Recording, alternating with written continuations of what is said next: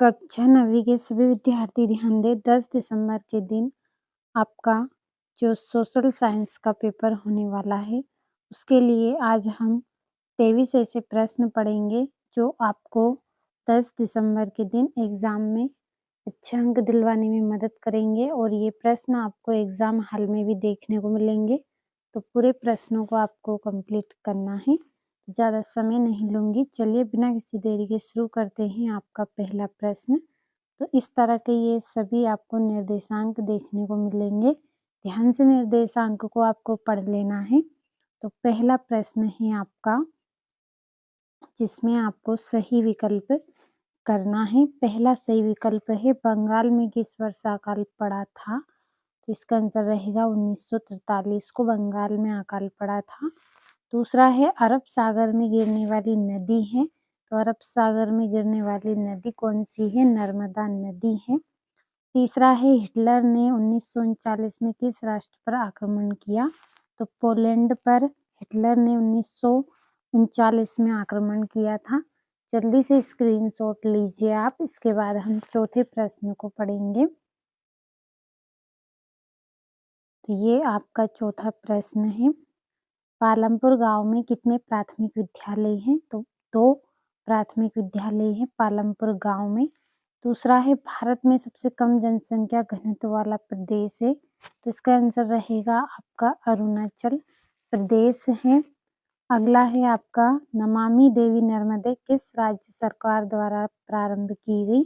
तो मध्य प्रदेश सरकार के द्वारा नमामि देवी नर्मदे प्रारंभ की गई।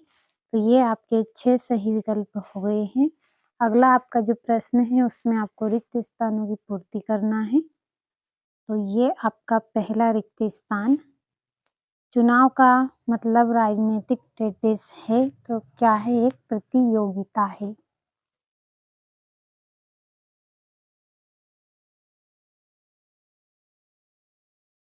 दूसरा है गंगा की मुख्य धारा भागीरथी डेडेस से निकलती है, किससे निकलती है? गंगोत्री।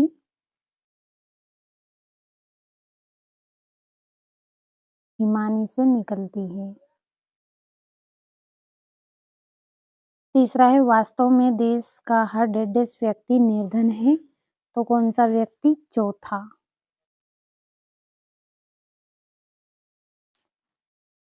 आपका अगला है चौथा प्रश्न, बंगाल का अकाल डेडेस की कमी के कारण हुआ था, तो किसकी कमी हो गई थी वहां पे? चावल की कमी के कारण बंगाल में अकाल पड़ा था। पांचवा, हरियाणा में चौधरी देवीलाल ने डेडेस नामक का आंदोलन का नेतृत्व किया, तो इसका आंसर आएगा न्याय युद्ध।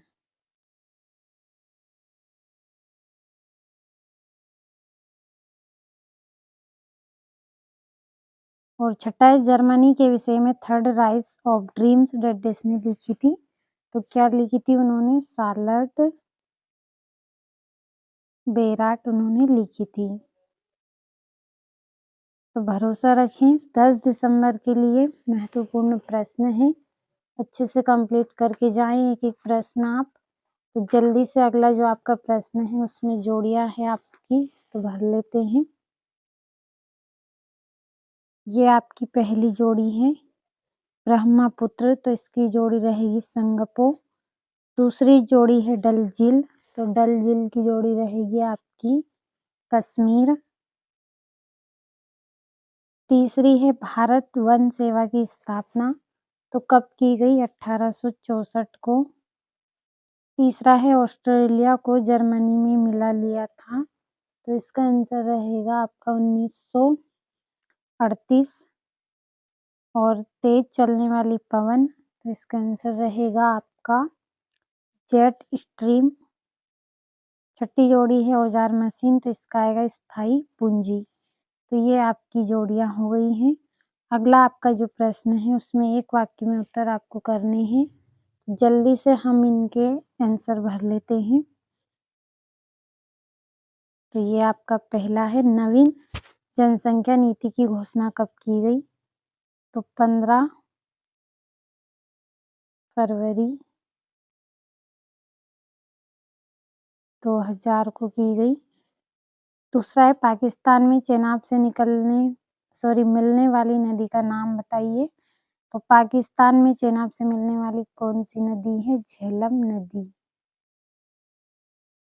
तीसरा है, प्रत्येक व्यक्ति की औसत आयु कहलाती है, क्या कहलाती है? प्रत्याशित आयु। चौथा है, सार्वजनिक वितरण प्रणाली का अंग है, तो कौन सा अंग है? उचित मूल्य की दुकान।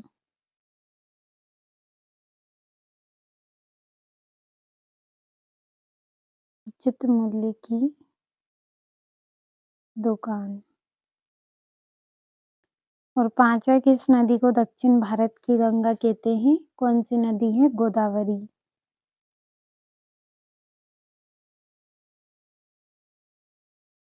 और छठा है, अबुल कलाम आजाद का जन्म कहाँ हुआ? तो इनका जन्म आप तमिलनाडु लिख सकते हैं और रामेश्वर भी, दोनों में से कोई भी। तो मैं यहाँ पे तमिलनाडु लिख रही हूँ, आप रामेश्वर भी लिखेंगे तब भी सही रहेगा, तो जो आपको अच्छा लगे।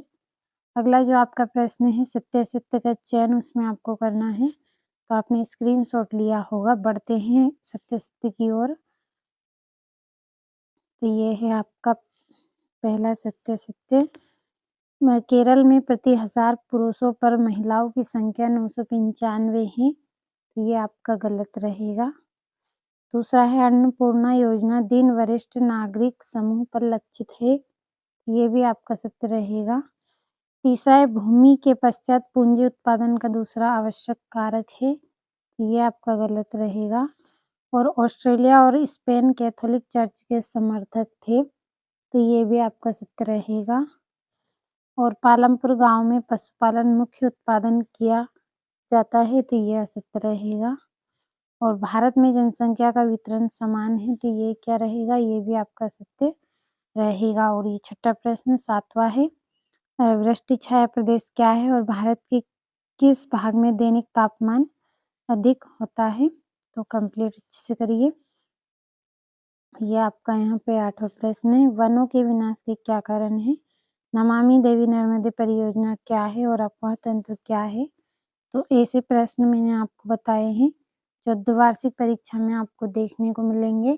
एक एक प्रश्न इम्पोर्टेंट है, तो कंप्लीट अच्छे से करें। ये आपका यहाँ से 14वां प्रश्न है।